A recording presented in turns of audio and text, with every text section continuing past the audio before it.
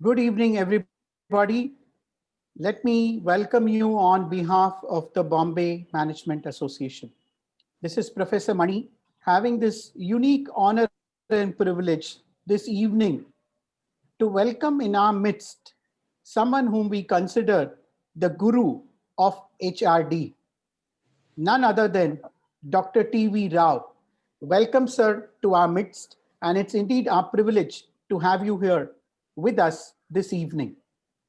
As many of my colleagues in the managing committee would testify, along with all our past presidents who are here this evening, we at PMA went digital come April 2020 when the lockdown was imminent. And I'm happy to share that we've spent the last 9 months entirely on the digital platform, trying to reach out to our members and the professional community. Today, being the concluding Wednesday Wisdom webinar of this calendar year, we are indeed blessed to have you, sir, Dr. T.V. Rao, with us. Thank you.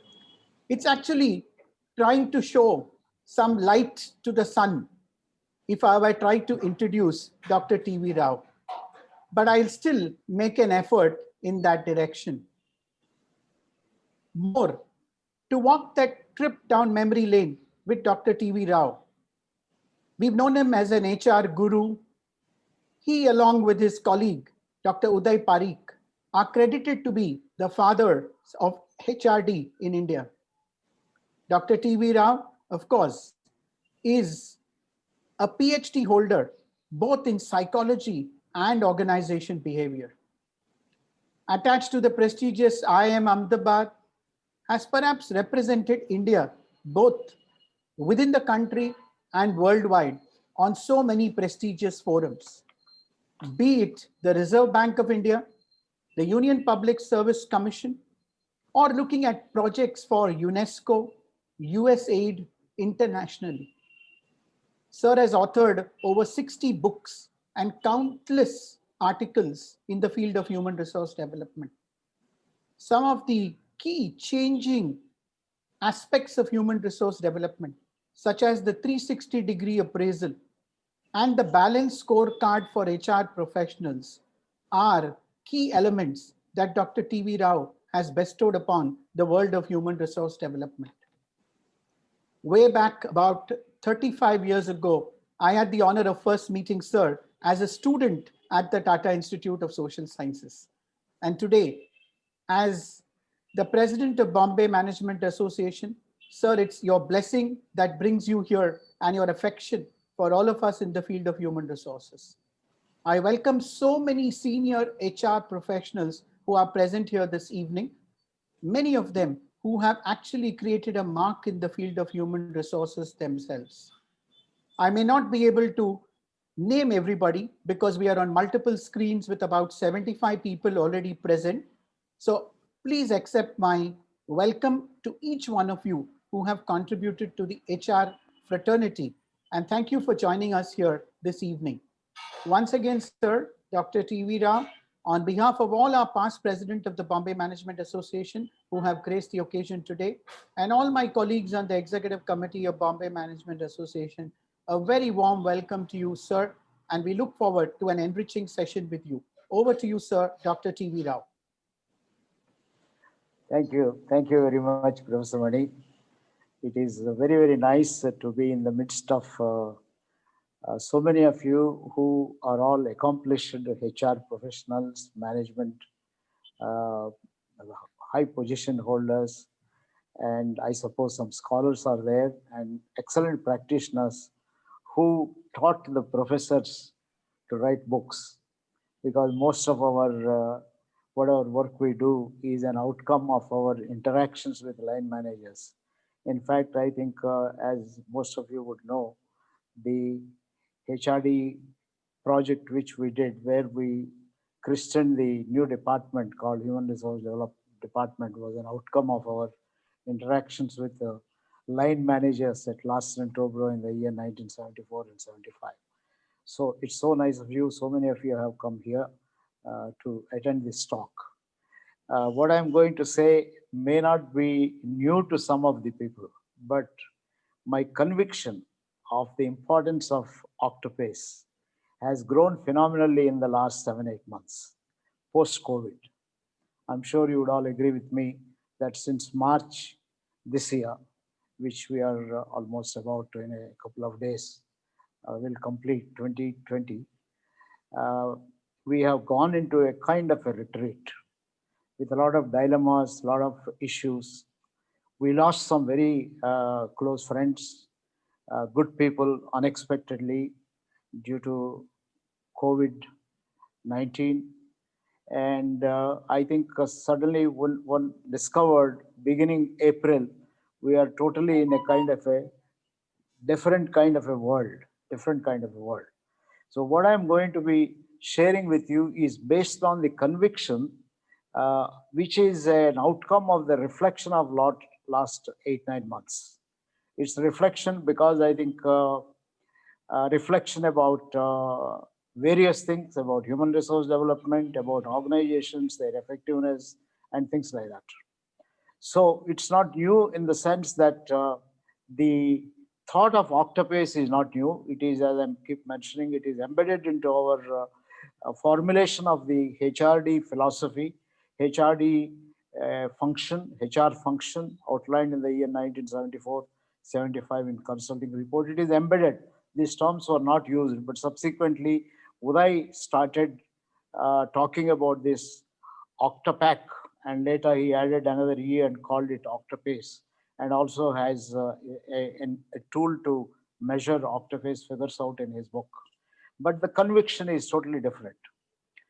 Besides the conviction that is coming out of these last 9 months, Professor Mani, after you and I discussed and I suggested this, you wanted me to talk about a vision for 2021 for HRD. I said that there are so many people who now seem to have a lot of vision for 2021. And I think I was right when we discussed almost 2 months ago. And now I find that there were a whole series of seminars that were being conducted on Vision 2021 for HRD. And I think we did the right uh, decision to uh, focus on organizational renewal through Octopus kind of a culture. And one of the things I had done in the last 1 week, I started, nowadays, we all have a easy access to knowledge across the world. And I started going through culture of some of the top level companies. What is it they are proud of across the world? And to my surprise, I discovered one of the, at least one of the Octopus values figures out as a part of the culture, which makes these companies great. And that was quite a pleasing thing to see. In fact, just this morning, I was reviewing 25 organizations, none of whose names we ever would have heard. These are all American organizations, largely set up in the last, let's say, in the last 10 years, IT companies.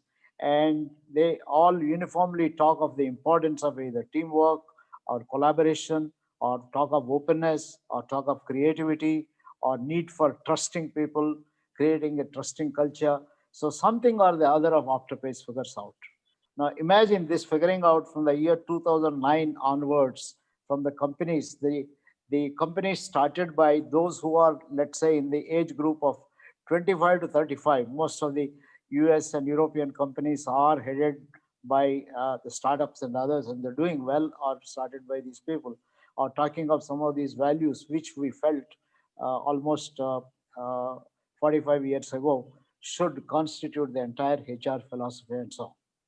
So as I mentioned, I would like to simply repeat the summary of this particular talk. The coronavirus and the pandemic have given us many lessons.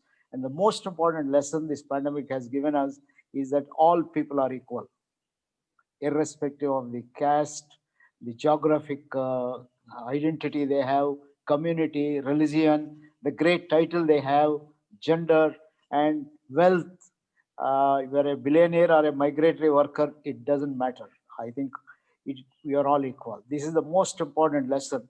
And to me, this is the HR philosophy which we have been trying to promote from beginning, to say every single human being is important. In fact, the reason why we constituted the human resource development is with the purpose of creating happiness at work. I still recollect one of the things we discussed at the time we formulated the HR function, the experience when we talked to, in fact, the whole thing started as a performance appraisal project. And as we talked to a lot of executives, we found appraisal creates a lot of unhappiness. And the way it used to be administered creates still more kind of a happiness. And we started questioning, if every employee spends about 70% of his or her waking life for the organization, what is it that we are doing to these employees? What can we do to create happiness at work? So that is where we conceptualize it to say, if people have to give their best, they have to be competent and they have to be committed, and there should be a culture. So we came up with these three C's of competence, HRD as competence building, commitment building, and culture building. And when I look back last 45 years, I think 30 to 40 years, at least the first 30 years were focused on competence all the time. Come liberalization, competency came to phenomenal amount of focus. Talent, I think, is a new word that we came up with. We also all the time were talking of commitment, either you through employee engagement surveys or you do any of those kind of a thing. You are talking of motivation, commitment, enjoyment at work that is embedded. But rarely we talked of culture. And post COVID, I see a threat to many organizations, because one of the things that have happened in the last few years was, last 2 decades, was mergers and acquisitions. In fact, I was attending a leadership seminar conducted by the National HRD Network, Bangalore. This was a seminar done by all women leaders. And one of them said, every one after the other started talking about how long she has been with the company. And one person said, I seem to be the only odd person out in this crowd. I have been with the same company for last 18 years. I have not changed the company where I work, but the company has changed almost about 7, 8 times. The titles were different, sometimes mergers, sometimes acquisitions. I am with the same company, but these were different companies. So I think tomorrow, if by chance there is going to be phenomenal amount of changes in organizations, every now and then there is going to be a new company, culture is going to be at risk.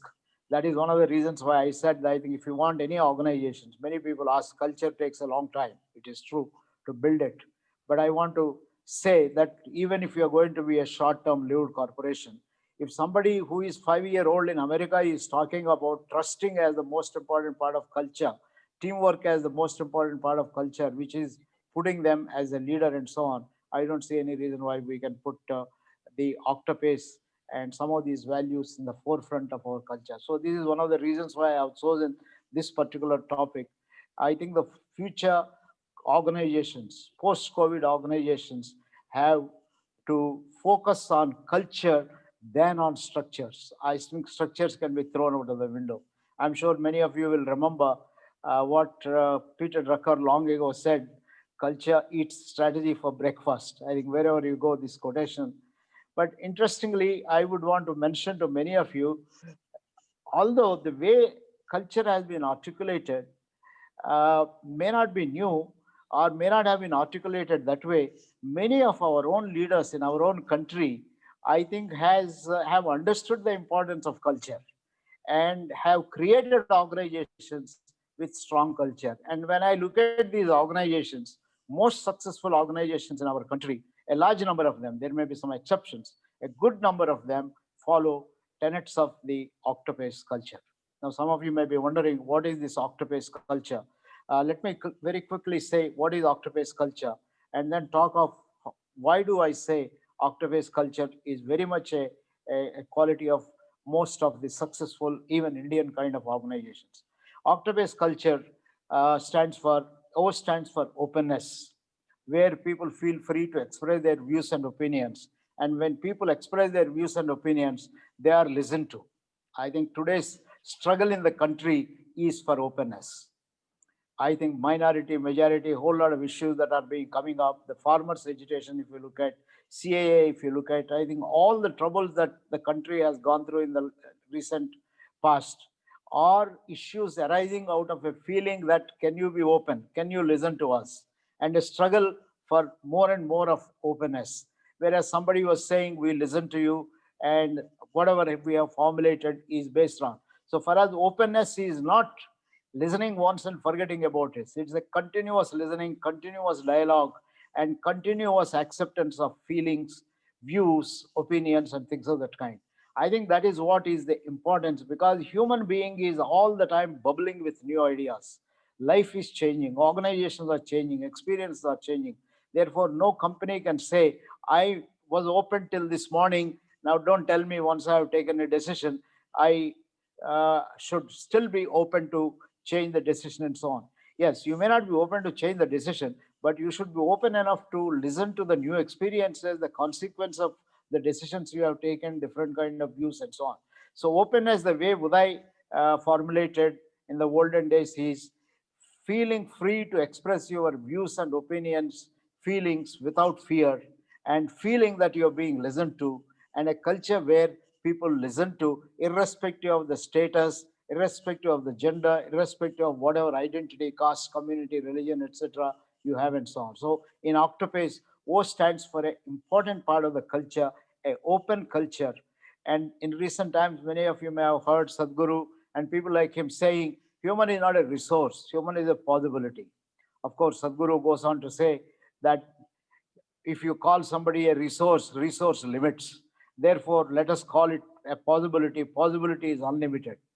I, at one point of time, agreed to say that if you take human as a limited resource, yes, I agree with you. But our view was human beings are born as an unlimited resource, resource at infinity, which is equivalent to any kind of a possibility and so on. If you believe every human being is a possibility, so continuously the number of employees you have in an organization can keep on changing, can keep on learning, can keep on communicating ideas, views, and can take you to new heights, provided they understood what you stand for, your vision, committed to your values, committed to your purpose. And here, the good news for all of us is every organization starts to serve other people. But somewhere down the line, we seem to forget. Every organization, including those who manufacture liquor and cigarettes, they are all committed to, if you go and look at the kind of mottos they talk of, they are all committed to create happiness, temporary or long term. All organizations, government organizations, NGOs, to make this planet a place for healthy living and to make people happy. And of course, Sadhguru goes on to say, and not only Sadhguru, a lot of research indicates it is happy people who create organizations to be more productive, more productive in organizations and things of that kind. So if happy people create uh, organizations and organizational excellence, I think it is important that we listen to people. That is where openness is. In Octopus, C stands for collaboration. Collaboration to mean that no work can be accomplished by a single individual. All, whatever individuals do, they have to contribute. Just a couple of days ago, if you have listened, if some of you read Times of India, in the center page, every day in the center page, there is a spiritual column. And one column was a column on pandemic and Gita. What lessons can we learn from Bhagavad Gita for the pandemic? And it's very interesting. The person who is uh, from Sri Sri group, he talked about the importance of teamwork, and the way very indirectly he said, quoting, I think again, Gita, saying that, look, you should be focusing more on your duty and forget about the results, because results are always the consequence of a teamwork. You are not alone responsible. There are a whole lot of other factors that are responsible. I think that is what is important. Sometimes if an individual thinks that he or she is the most important person on earth, unconsciously he or she may be blocking the rest of the people. And pandemic has demonstrated phenomenal amount of interdependencies. Suddenly people discovered how important are migratory labor. People discovered how important is logistics.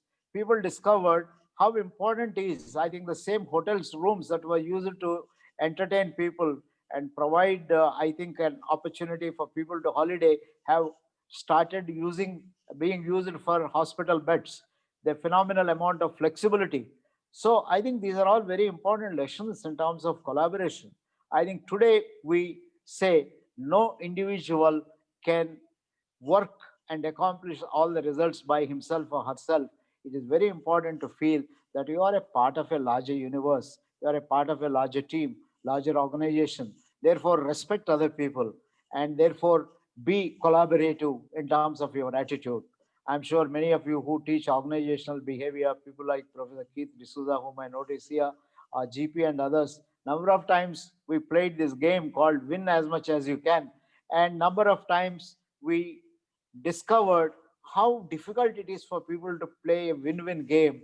And all the time, in spite of explaining to people, people start playing win-lose game, resulting in, I think, common negativeness rather than positive results. That is the importance of collaboration. So in Octopus, C stands for collaboration, where we should have a culture where every person sees that I should do my duty, but I alone can't accomplish everything. I should be concerned about making it easier for other people to also contribute, be willing to collaborate, and so on. And T is a very important part of the Octopus values: trust and trustworthiness. Uday focused quite a bit on trust. And in fact, if you go back to old days, even Mahatma Gandhi used to say, always speak the truth. Uh, in fact, I keep telling people when I was a young in my school, we used to have a very, very interesting a box put up where I think the postcards and envelopes are available, and it is written there, be honest, Mahatma Gandhi. And you can pick up any postcard, but you'll have to put that 5 paisa, 1 anna, 2 annas, whatever it is required. You are trusted. And I think it is an inculcation of this culture to trust people. I think even today, in universities and educational institutions, people talk about invigilatorless exams. In fact, in IIM itself, when we experimented with invigilatorless exams, we found there was much less of copying. If you trust people, I think they will in turn start behaving more as trustworthy kind of people. Just imagine that if in an organization everyone is trusted for whatever he or she says, the finance people are trusted, the logistics people are trusted, the materials people are trusted, the production people are trusted, HR people are trusted, you will suddenly discover your overheads have become far less. In fact, most organizations can do just with about 10% to 20% of the overheads they are using today if people only become trustworthy and trusting. You don't have to check, you don't have to keep on monitoring each and every one and things like that. I think that is the importance of trusting culture and trustworthy culture. And A stands for authenticity. When people in Octopus, OCTA, authenticity is people speak what they feel. They don't say one thing and feel another kind of a thing. In other words, the other term that we use is transparency.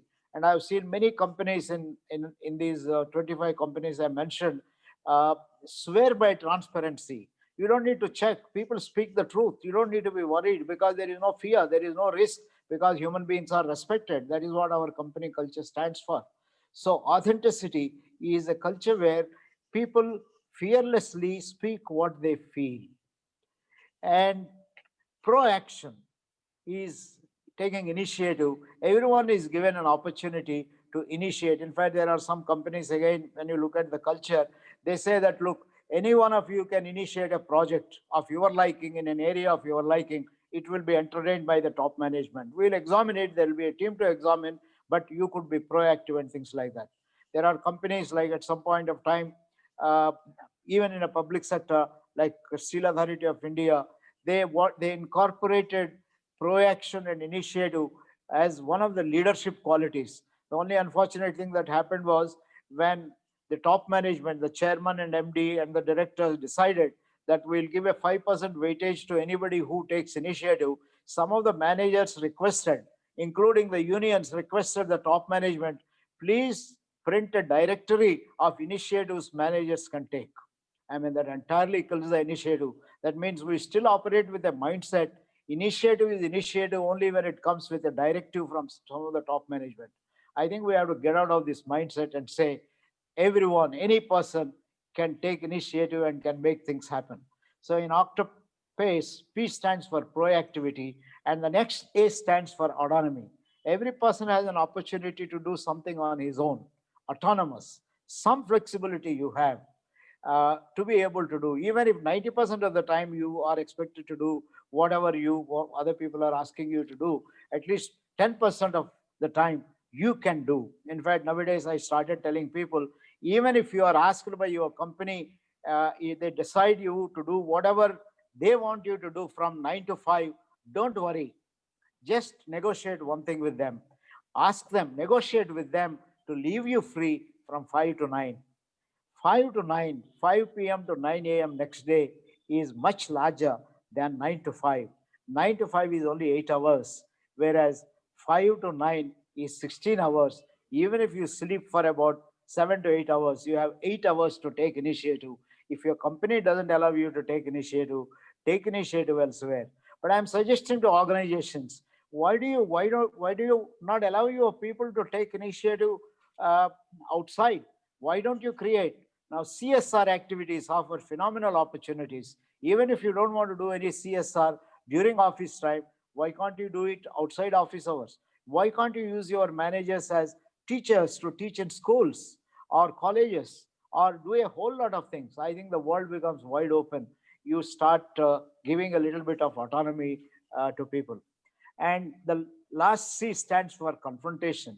When problems arise, people do not put them under carpet, they confront, bring them out. Uh, any good diagnosis requires confrontation and so on.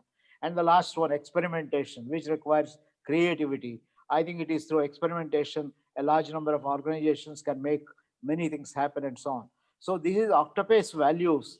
And my contention is that if an organization follows all these values, just imagine every person in an organization, people feel free to express their views and opinions. They respect each other, therefore they collaborate.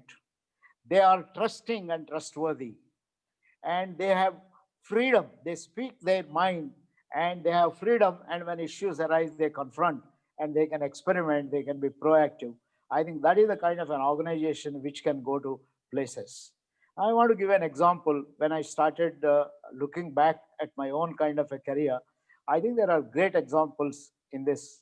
Now, can you believe it is somebody like Dr. Vikram Sarabhai who thought of this culture, never articulated like Udai Pareek articulated as Octopus, but who created this culture in the institutions where he has worked, whether it is ISRO or IIM Ahmedabad or anywhere.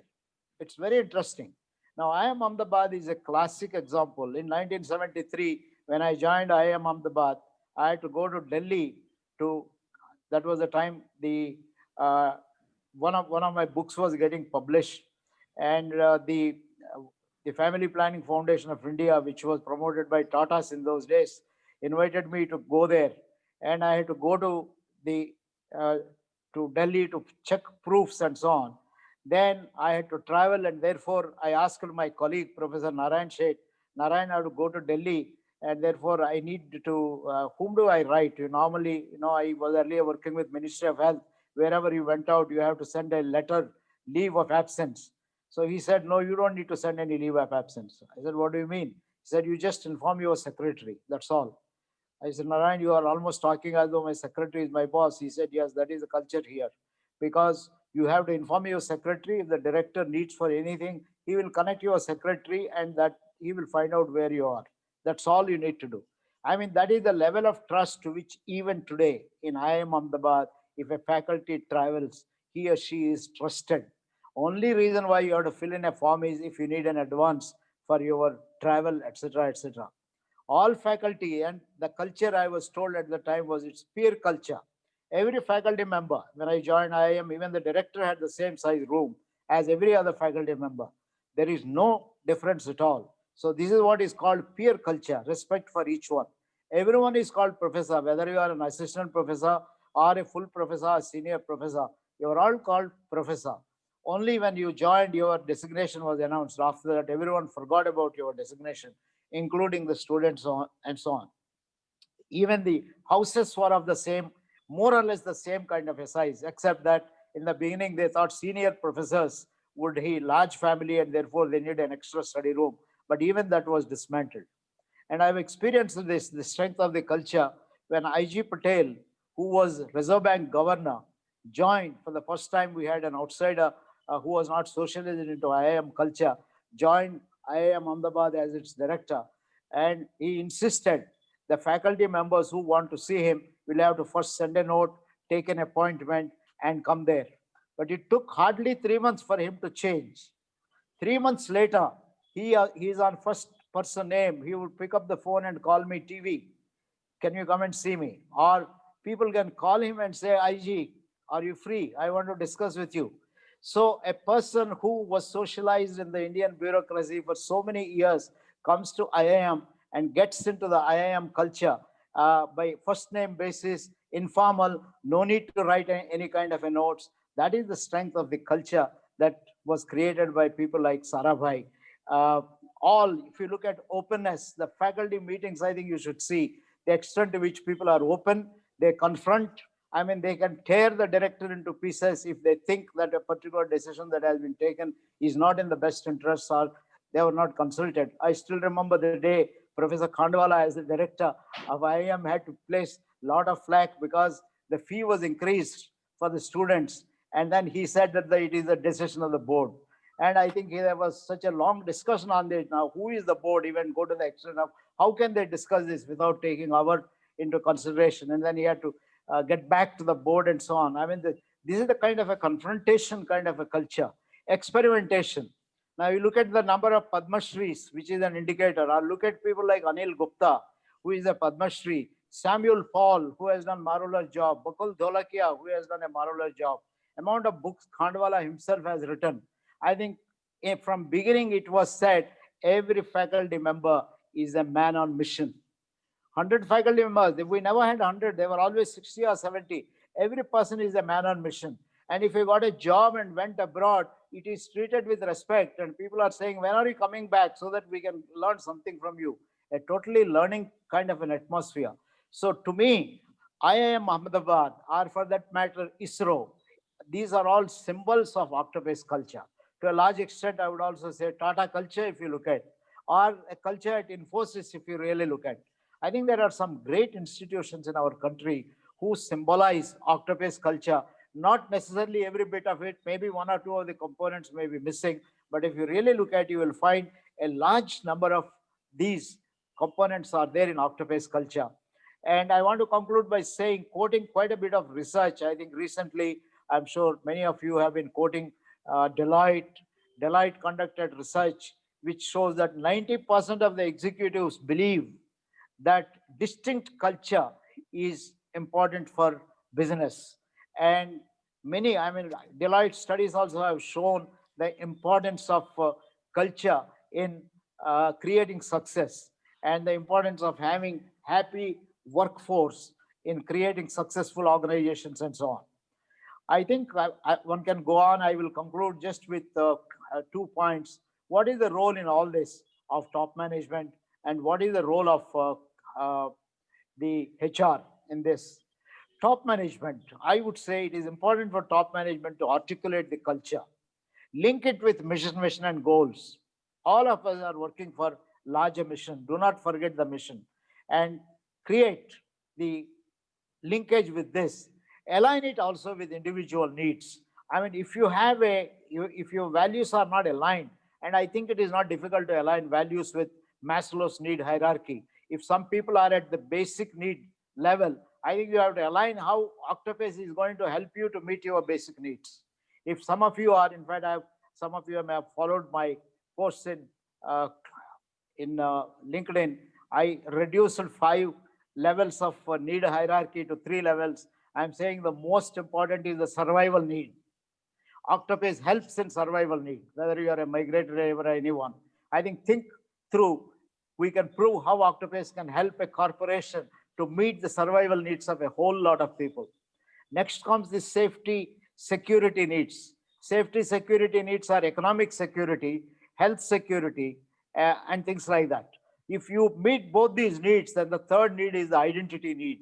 I think everyone wants to feel significant. I think you have to link Octopus with all these 5-level needs of Maslow or 3-level needs, etc., etc. You cannot be unrealistic and say that I'm only working for self-actualization. There are many people who have not yet reached that level of self-actualization. Their basic needs have to be fulfilled. And I can bet and argue with you that Octopace helps the country and the world. I think you have to look at the globe as a whole to meet the basic needs of all human beings.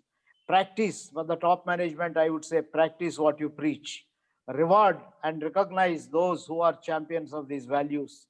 Create indicators to measure these values. I think nowadays we have indicators. You can measure Octopace. You can measure, I think you can add. It doesn't mean that only these 8 values. You can add customer focus, quality orientation, whatever you want to add. Conduct periodic surveys. Share thoughts whenever problems arise and solutions. Believe in your people. Encourage experimentation and create stories of practice. And when I joined IIM Ahmedabad, I used it to be the first story I was told was how S.K. Bhattacharya came all the way. He was on an assignment with World Bank in Washington and came all the way back to Ahmedabad to take one class and went back. Now, I don't know if it is true or not, but this story was repeated and repeated to say, if you are committed for a class in IIM, no matter what happens, how big consulting project may be, it is more valued that you take care of the class and things of that kind. So practice what you preach. And I remember when I met with an accident in Javaja project and I had a class next day, it was Ravi Mathai who was with me, who called up institute and say that, look, TV is unable to move. He just can't physically make it. He has a class tomorrow. It is an elective class. Those days we didn't have the electronic media to take the class. So he intervened because I was shaking and I said, look, I mean, I'm violating a value of the organization. Somehow I must reach and things like that. I mean, that is the attachment people can get to the shared values. Encourage experimentation, create stories, conduct recruitment, recruit people who are in tune with these values and so on. Now, HR has a very significant role to play in all this. HR has been described as the caretaker of organizational culture quite often. I think HR needs to be a role model. Many times I find HR people preach Octopace but practice the reverse sometimes. They are not open. They are afraid of the employees and therefore they are quite secretive. And that is what creates a lot of issues. If a credibility is lost, everything is lost. Why we hate HR? Because you are not credible. You may be doing a large number of good things for us, but you are not credible. And that is what we are having today. The country is going through a struggle of credibility. You have a lot of things. Everyone says, I think the farmers' laws are excellent for farmers. I think if you look at many people, many write-ups that are there, but somewhere I think there seems to be. So this is very, very important that we need to be a role model, reinforce the values, ensuring that organizational ethics are defined, and ensure two-way communication. Provide continuous feedback to people. That is where you need to be confronting, if necessary, the top management. I always use it to say, HR people are like Vidur. And sometimes when the top management is like Dhritarashtra, his eyes closed, he doesn't know what is happening. Even if he doesn't listen to you, you have to shout at the top of your voice and say that, look, king, this is not the right thing to do. So sometimes you have to play that particular kind of a role and promote a Octopace kind of an environment and recognize solving individual and organizational problems is very much a part of your job. So if you can create this kind of a culture, I don't think any organization will be anything less than an excellent organization. I think we'll create a country where organizations will far exceed these 25 companies I was reviewing in America, the American companies. They are picking up one or two of our Octopace and they are tom-tomming about it to say, this is what we stand as most important thing about our culture. How about India, which is rich in terms of culture and values, picking up our own kind of values and saying we stand by this and we make organizations as example for the rest of the world and so on. I'm sure if you are convinced about it, this is the kind of organizational rejuvenation that can take place. Post-COVID, it is very important. We should continue on competence building, commitment building. Without commitment and happiness of people, nothing can be achieved. But I think we should focus amply on creating culture. Well, that is what I have to say. I have a lot more to say. I will stop here so that we'll have at least 15-20 minutes of for sharing some questions and sharing some kind of a dialogue. Thank you for your patient listening. And this has been a long talk. I didn't expect that I would speak so much. Professor Mani, after you. Thank you very much, sir. I think we never felt the strain of time passing by, let me assure you. For many of us, I think it was a trip down memory lane. We almost were revisiting Octopus, as you rightly said, has been a model which has truly stood the test of time. And particularly, as you have suggested, if organizations have tried to implement the Octopus values and culture in these difficult times, I'm sure they would have done a yeoman service to their own employees and the families of employees. Thank you, sir. It was, as usual, very inspirational listening to you. And I'm sure all my colleagues who are present here will vouch for the same. We had 100+ participants as you went through your story sharing, if I may say so. And still about 90 of them continue to be here with us so that we can have some discussions. I'm going to just start off, sir, by asking you one basic question. And that is, which comes to mind. You have been the person who introduced this entire concept of 360-degree appraisal. Now, that's one of the most dynamic changes that came in the performance appraisal process. Could you share some wisdom on what were some of the difficulties in actually making this happen? Because we're not used to a culture where the boss is asking the subordinate something, or the boss feels the subordinate has the authority to evaluate him, if we use that word. Over to you, sir. Well, we have had many experiences. I think at some point of time you need a long session to do this, but I will just give a couple of illustrations. I think the most important is to have a top level manager who is open to feedback. This is important, but you will always not find top level managers.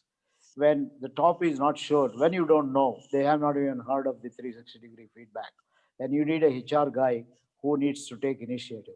Now, Santrup Mishra is a great example. This goes back to the days when he just took over as the chief of HR. And I'm sure given even that was the time when Kumar Birla took over from his father, just hardly a few years. And that was the time, very conservative. I'm sure you can look at, I'm sure some of you remember the interview given by Aditya Vikram Birla in one of the business magazines when he was asked, how come that you don't go to visit any of the IIMs for recruiting people? You only go to second and third rank institutes. And his answer was that I want loyal people, even if they are not competent. That was the kind of orientation they had. And I think come late 90s, I think it was totally changed. We need professionals. Go to not only big institutions, we even sponsor. Now, in the example I want to give is, in such the time when Santrup took over, I think I would still think that the Birla Group was still from the old school of thought. Now, how do you, I don't know what he had done with Kumar Babu, but certainly he announced a voluntary enrollment in a program. We don't know. He kept his fingers crossed. He said any senior vice president who wants to go through a 360 feedback is most welcome. He explained, he educated them. I think the first batch when he ran with about 20-25 people, I think you need to be credible. Confidentiality is confidentiality. Anonymity is anonymity. I think it became, it became very difficult for him to resist large number of people who later. So I think HR people will have to take initiative in terms of doing this. That is one thing. Second thing is, in spite of all of it, there were, I think, people, even today, there are CEOs who say that, look, I don't want to get into this 360. My people will pay politics with me, because they are warned by some of the HR guys, this is a political tool. So, I mean, ultimately, it depends upon, if you are asking about difficulties, even today, there are people who are very insecure, who are not open, who have certain way of managing people and so on. So that is where it is difficult. I suppose soon they will also realize that 360 is not all that bad. 360 helps you to discover where you are. In fact, our entire promotion of 360 was on Johari window. It helps you to discover How much you know is known to others. If other people don't know you, you will have to communicate, you have to market yourself. It's a good marketing tool. It's a self-marketing tool. So sometimes we cut the ice by telling people, do you want to know what areas you want to market yourself? I think that sometimes cut the ice and so on. I think there is not one way of looking at these things. There are many ways of looking at 360-degree Sure. feedback. Fine. Fine, sir. Appreciate what you said. And I'm so delighted to share with every one of us who are present here today. Dr. TV Rao, it's just a coincidence or serendipity. January 6th, in our Wednesday Wisdom webinar, which is next Wednesday, next Friday, we have Dr. Santrup Mishra, who's going to address us on careers in the new normal. So I'll give you the details as we go on, all the participants. You will get the details. That is on 8th of January, which is next Friday. Yeah. One of the things that Dr. TV Rao has been also responsible for is to be the founder, president, and chairman of leading bodies in India, such as the Academy of HRD, the National HRD Network. And there are so many senior colleagues here from these organizations. I'm going to invite a very senior HR professional, Dr. GP Rao. He has an observation to make and a question to ask. May I request you, Dr. GPR, to go ahead? Good evening to all. Listening from TV about Octopus, he's listening Bhagavad Gita from Sri Krishna. No? TV. TV. There is an unintended perception, actually, maybe ill-founded perception that Octopus is a bit biased towards humanness, more human, and it's at a cost of productivity, performance, output. How to remove this blind spot? First of all, I think there is truth in this perception. It is biased to humanness. Okay, I'm very happy, I'm proud that it is biased to humanness. What I want to say is, what can you accomplish in life without being human? Productivity is very much a human factor. Nobody can give anything if you are not respected. Human beings have to be respected. Now, humans are not anti-productivity. Humans are not anti-service. Humans are born, and I think it is our job to make each one. You don't need a COVID to make the person respect each other. I think you should have learned even without COVID that all people are equal. You did not need so many migratory labor to suffer, to say beyond migratory labor are important. I think this is the biggest lesson. You didn't need the doctors who were called COVID warriors to put themselves into risk by selflessly serving a whole lot of people when it was required. Or the drivers who caught, I think, COVID. It's not only the doctors, the drivers who drove them. There were stories of this nature. So to me, productivity and humanness are two sides of the same coin. If somebody is separating productivity and saying human is anti, I would ask that person, you are anti-human. You may be pro-productive, you are anti-human. And I would go to the extent of saying, please examine your very existence. What do you owe this to? Another human being, another set of human beings, starting with your mother, father, and so many other kind of people, and so on. So to me, now having said that, GP, I think the most important thing is, I would agree if you imply by themselves, it will not lead to productivity. Yes, that is, I understand. Okay, that is where you add with other kind of things. Now, if you have no vision, if you have no goals, and if you have no purpose, and you say, I'm creating an Octopus organization, then will you achieve something? So Octopus is a way of achieving whatever you want to achieve. Be clear of what you want to achieve. Purpose of the organization, values, goals, those have to be defined. Once you have defined that, then I think Octopus becomes a very great kind of a tool in terms of helping you to achieve. So it's a tool to achieve what you want to achieve. It is not a tool to not to achieve what you want to achieve. That's the way I look at it. There are two sides of the same kind of a coin. Wonderful, sir.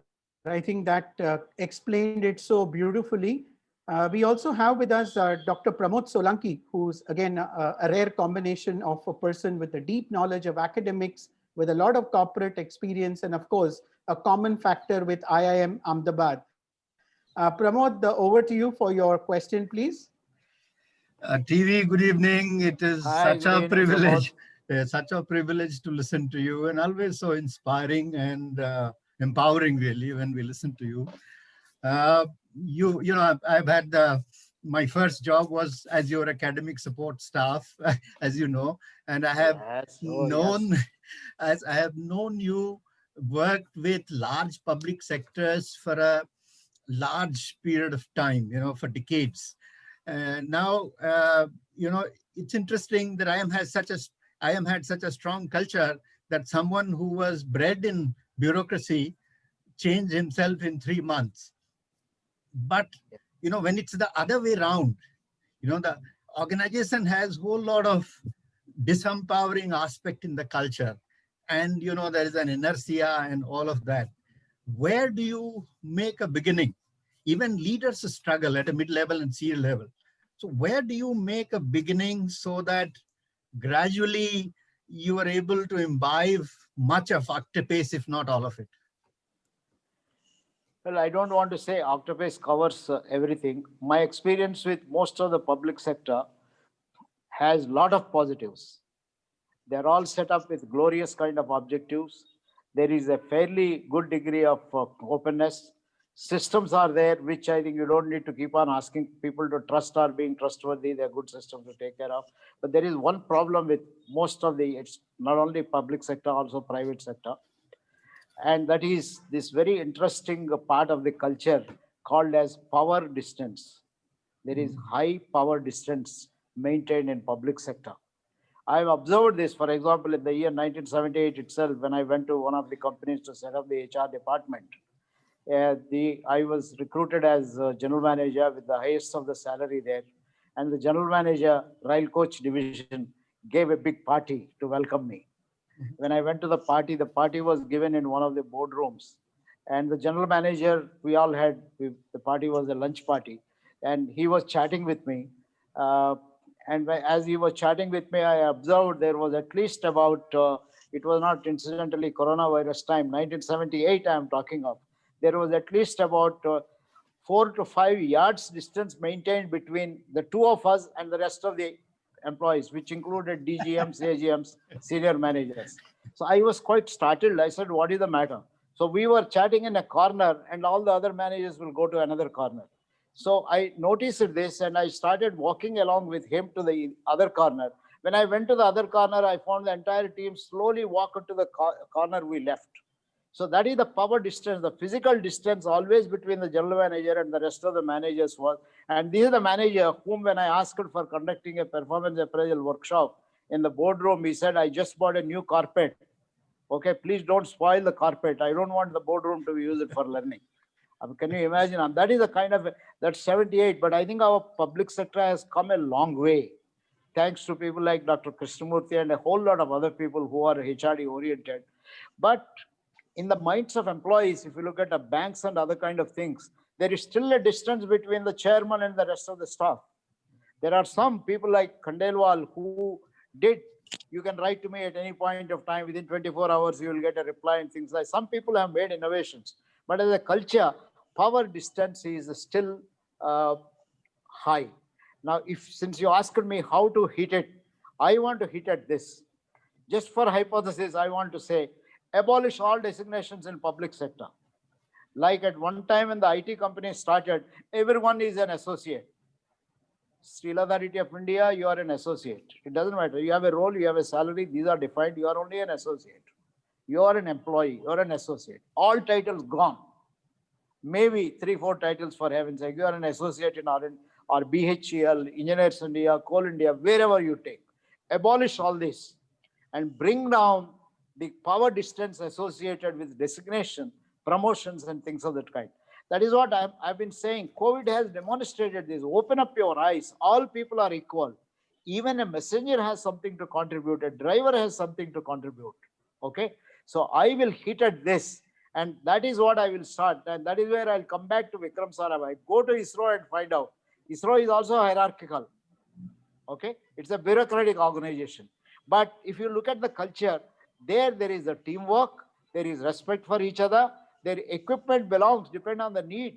It doesn't go through their systems and process, but it is not power distance. It is based on the need. It is a need and it is your competence. I think that works.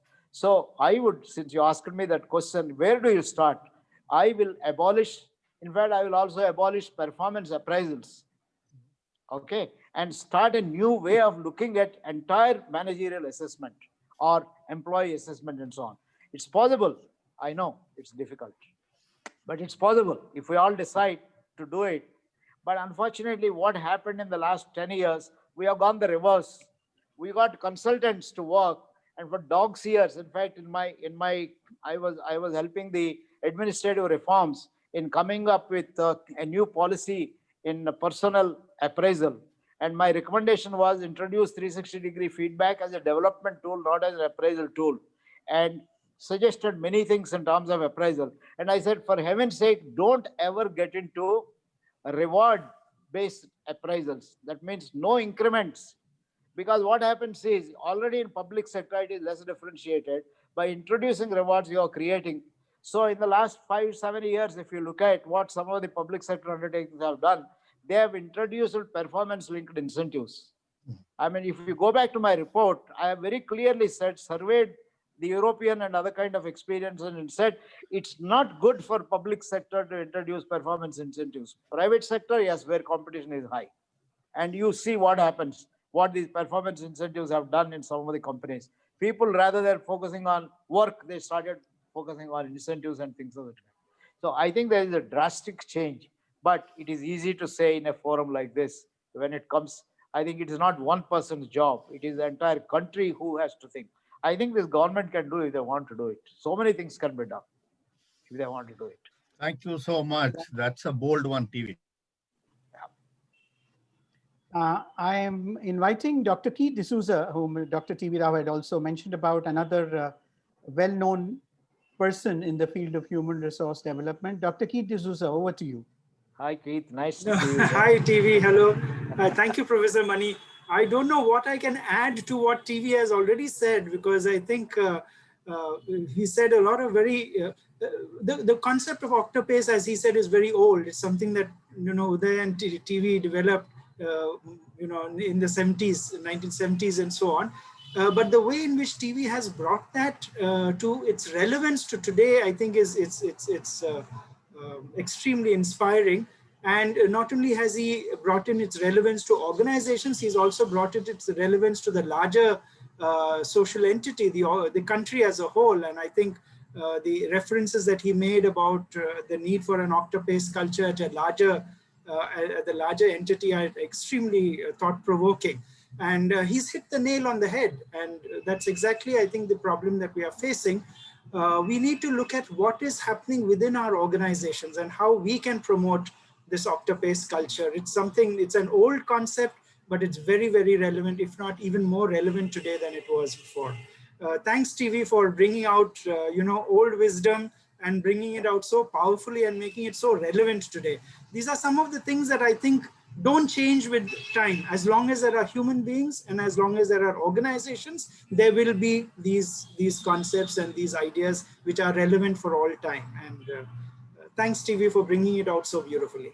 Nice of you. Thanks, Keith. Nice to see you. Thank you. Thank you. Thanks. Thank you, Dr. Keith. I just Thank you, reminds Professor Mani. what we always say, old is gold. And even though it looks like Dr. T.V. Rao presented old wine in a new bottle, I guess it doesn't matter. You can still toast on it tomorrow evening and continue to draw inspiration for it throughout 2021, where we can put in a lot of these things into practice. Dr. Rao, there's one very interesting question from one of the participants. I can't identify the name because it has a mobile name and not the individual's name. Okay. The question is, when you conceived Octopus, interestingly, the only word which is not obviously positive is confrontation. Now, how did you really include that? Could you share some insights onto that? Confrontation is actually, it is not fighting with each other. Confrontation means when problems arise, when issues arise, you frankly diagnose and bring out. I think it probably, it also is something which comes up in institutions like the Indian ISAPs. In fact, the entire T group, if you recollect, which started by Kurt Lewin, with it used to be called as encounter groups.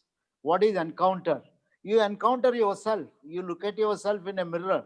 You confront yourself by looking at the kind of impact you are making on people. So you need not be afraid. If you are afraid of knowing what impact that you are making, the same way, if an organization, the confrontation becomes a value, if there are problems that are coming up, for example, you are not happy with the incentive system you introduced, or in a recruitment process you introduced, or the assessment center you introduced. There are a group of people.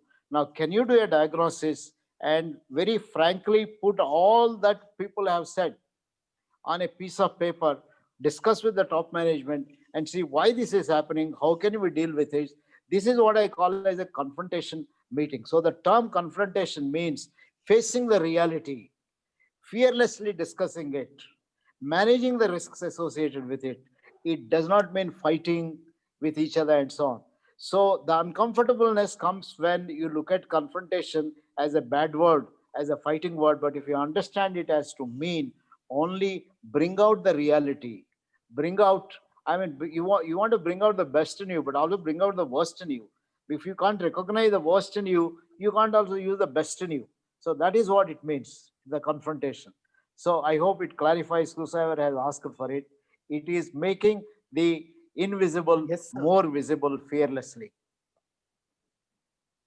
Absolutely. And I guess we all have our mindsets about certain words being negative and positive, but I guess you have given the correct perspective.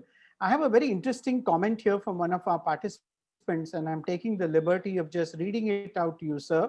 Yes, sir. Dr. Rao, my late father, Shri Enkare, was an HR professional.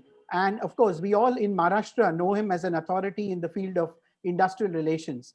And he used to always tell me, that is tell Priya, that one should read all books on HR and IR, etc., but always focus on books of Dr. T.V. Rao. She says she's very, very happy to have followed her father's instructions and is thrilled to listen to her this evening to be part of this session. So I just thought I must read out this message that she has indicated over there for the benefit of everybody. I'm now moving on to Mr. Indrapal Singh. I am not sure if that is the right advice her father has given. Read TV Rao's books, okay, but read other books also. There is a lot of wisdom all around. And I'm glad he didn't say, don't attend webinars. Attend webinars, read internet, don't read books. Okay, so many of those. I have a lot of wisdom flowing nowadays. I continuously learn when I listen to this. Thank you, ma'am. Whoever it is, thank you very much. So sweet of you.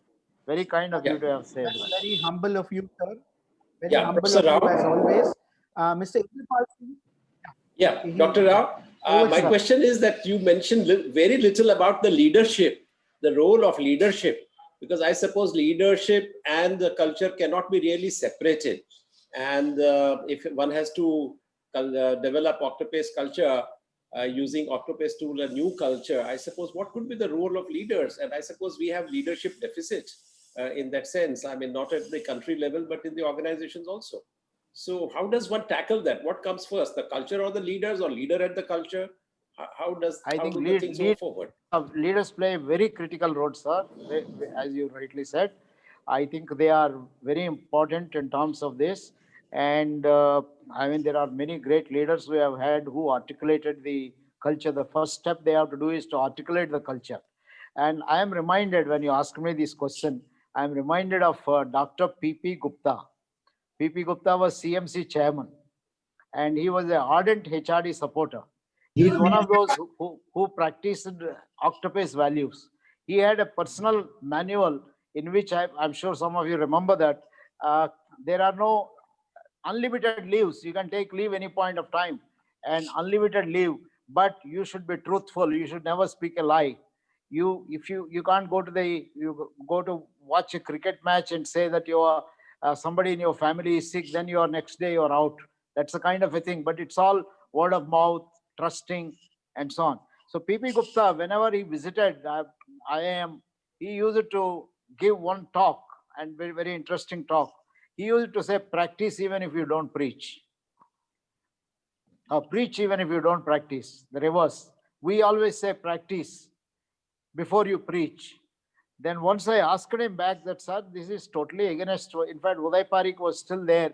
He attended that lecture. He said, Dr. Gupta, I think this is just contrary to what we say. We say first practice, then you preach. You are saying preach even if you don't practice. Now it has a very interesting kind of a meaning. He explained, Professor Rao and Pareek, most people in this country have nothing to preach. And if you have to preach, you have to have something to preach. You should have a concept, a value, an idea. So I am saying preach even if you don't practice, at least get to have something to preach. So if you want to preach Octopus values, please begin to understand what is Octopus values and preach even if you don't practice. But I would go one step ahead and say, of course, P.P. Gupta said that when you start preaching, after some time, you may start believing in what you preach, even if you are not practiced. And if you start believing and still don't practice, somebody in the audience will ask you, sir, you are preaching all these things, you are not practicing. So that is the day when you start transforming yourself. So I would say top management's role number one is articulate Octopus values or similar kind of values, whatever it is. You play a very important role. And second thing is, I think practice. If you can practice, preach and practice, be realistic.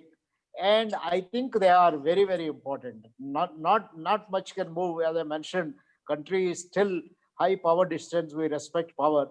But I'm willing to go to the extent of saying, even if you have a CEO who doesn't preach or practice or believe in this, if you are a HR guy, you have got to be a transformational leader. In fact, my thesis sometimes is HR guys can be leaders of the leaders.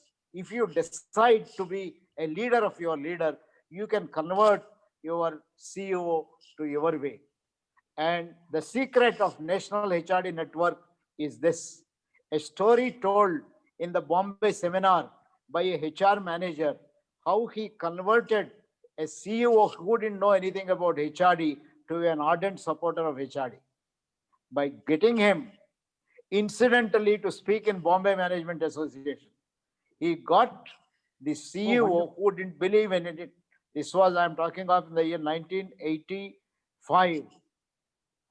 February, we had a seminar in Sea Rock Hotel, and many people were talking about HRD. One HRD manager said, my CEO did not believe in HRD, but he recruited me for fashion, and I am fashionable for him. So he used to tell everyone I have a HR manager, but he used to give me all dirty work. Until one day I enrolled myself as a member of the Bombay Management Association and got the BMA to invite him to talk about HRD. And when he got the invitation, he naturally came and asked me, I am the HRD manager.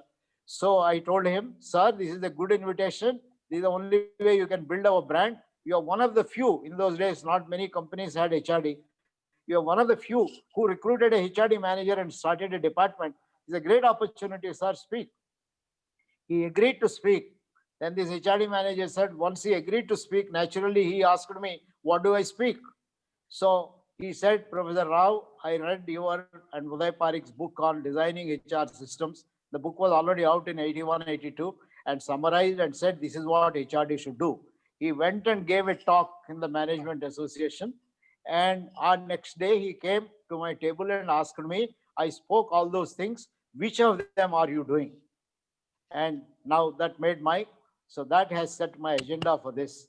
So a CEO did not believe in HRD. A HRD manager tactfully got him converted to do HRD. So I think it is possible for HR managers to be leaders of leaders. It's possible. Exception, but I think it's possible. Sir. Great to hear that. Great to hear that. And I think I must go offline and ask you who this manager was, because it may not be correct to discuss it in a public forum. Ladies and gentlemen, I won't remember. I won't remember because I owe it to him for starting the National HRD Network. I always quote this, and I don't remember because we had 40 members who attended that particular seminar. Yes, sir. I understand. Ladies and gentlemen, I know that there are lots of questions, but Dr. Rao also has a time span which we promised him to be with us this evening. All good things do come to a pause. I don't use the word end because learning will go on forever. You can connect with Dr. T.V. Rao offline also. If you visit the website of TV Rao Learning Systems, TVRLS, you can connect with Dr. Rao very easily. Dr. Rao has also promised that he would share some of the links with all of you so that you can continue on this learning journey of Octopace and some of the wonderful things that he has created for us. Dr. Rao, we are indeed very proud to be part of this learning session with you. And as the new year 2021 ushers in for all of us, we hope that you continue to inspire us for many, many years to come. For all of us, just a good news is Dr. Rao will be entering his Palladium Jubilee next year, which means he's going to turn 75. But I think the energy and enthusiasm and the desire to share, which he demonstrates at any given point in time, will put someone who is 55 years old to shame, perhaps. Thank you once again, Dr. Rao, for so readily agreeing to my request to be part of this learning forum of the Bombay Management Association. It was indeed a crowning glory for us that at the end of this very difficult year, where we have done about 70 webinars starting April to today, completely on the digital platform, your coming in for the concluding session of this calendar year is indeed something we are blessed with. I'm going to request my colleague on the managing committee, incidentally a very well-known trainer himself in the field of human resources, and also the secretary of the Bombay Management Association, Shri Mehul Kovadia, to please do a wrap-up of this session in a couple of minutes and also propose the vote of thanks. Over to you, Mehul. Good evening, Dr. Rao. Nice to see you, Mehul. Very nice to see you. It's such a pleasure. I was actually wondering whether you would remember me or no. It's been more than 20 years, but the very fact that you addressed me by my first name, well, Ahmedabad Management Association can never forget you, sir. Yes, sir. You're all the time there. Yes, sir. Yes, sir. I think you've got a fantastic memory. That's where we met for the first time, and it has always been a pleasure listening to you. I have not been very active on this Wednesday webinars and Friday webinars because of my assignment. But when I heard and when Professor Mani said Dr. Rao is there, I told my client, nothing doing, I'm going to postpone the training for week, and I am going to attend Dr. Rao's lecture. That is how I am here.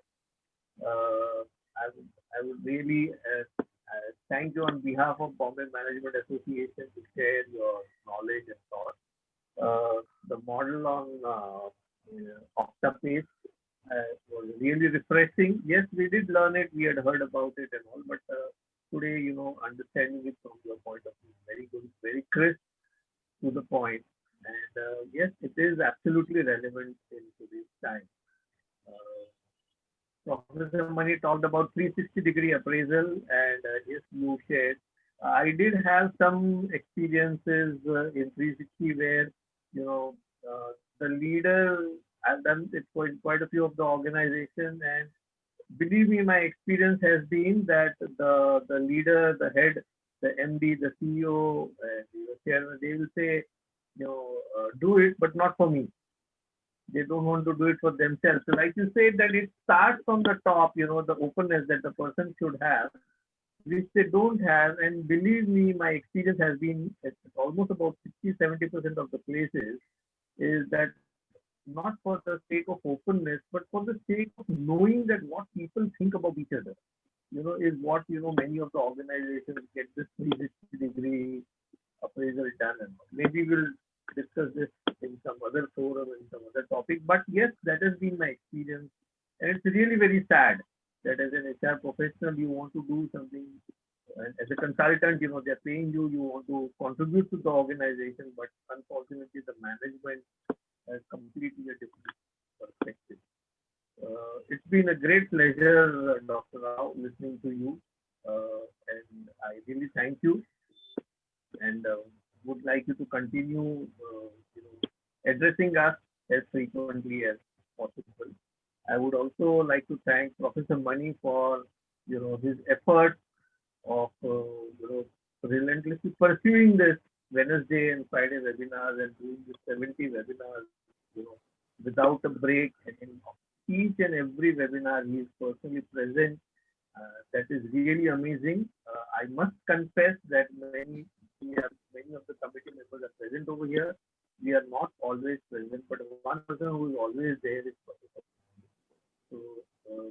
salute to you. Great to have you. Thank you. I would also thank many of the past presidents, especially Utpal Singh ji and others, who have also been present in many of the seminars. They have attended probably more of the webinars than I have attended, and for the support that they have given. The BMA Secretariat for organizing and supporting this event. I thank, and I look forward to, and many of the friends whom I see over here for being present. And last but not the least, I would like to really wish you all a very happy new year, the coming new year, and hope that 2021 brings a lot of vaccines and a trouble-free year for all of us. Thank you so much. Thank you, and Thanks, Happy Mehul. New Year to all. Wish you a great, Thank you, sir. safe 2021. Thank you. Thank you very much. Thank you, sir. And may I request everybody to put on your videos for what we call our BMA Parampara. We will have a group photo, though digitally, with Dr. T.V. Rao, which serves as a lovely memory of the times that we spent together with him over the last 1 hour, 20 minutes. Please put on your videos, and we'll request our secretariat staff, Oindrila and Lakshmi, to do the honors. You see, in this digital era, we don't need an extra photographer. They double up doing efficient work behind the scenes and also doing the wonderful photography, which they create a collage for all of us at the end of the event. So I can see all the cameras up with lovely smiles of everybody. Lakshmi, Oindrila, please go ahead. May I just reiterate for the benefit of all our members and those who've joined us here for the first time today, please visit our website, bmaindia.com, and become part of the BMA family. We'd love to have you with our programs at different given points in time. We are beginning the new year, Friday, with a very special webinar. This is trying to explore our spiritual quotient. And the speaker is Brahmakumari Shivani sister, as we call her. So Brahmakumari sister Shivani coming on 1st of January, 4:30 to 6, to talk to us about spiritual quotient and 2021. As I already mentioned to you, our program with Dr. Santrup Mishra is going to be focusing on the entire aspect of careers and the new normal, if we may say so. That is on the 6th of January. And 8th of January, which is next Friday, our session has the Vice Chairman and Managing Director of Mahindra Finance, Sri Ramesh Iyer, who is going to talk about rural India and how it can contribute to prosperity the Mahindra way. So these are the 3 programs that we have lined up right away in the new year. More to come. January is full of programs as usual, but details are all on the website. Please be a little patient. We need digital patience, as we say. There are 3 screens, which consists of about 70 people who are still present. So give us that little bit of time to take those photographs in place. Thank you, everybody, once again for being here. Dr. Rao, it's always a pleasure to listen to you. And the humility is something every one of us should learn and cherish for a lifetime. Happy New Year to you, sir, and to everybody who is present here. Have a great evening. Thank you so much. Happy New Year once again to all.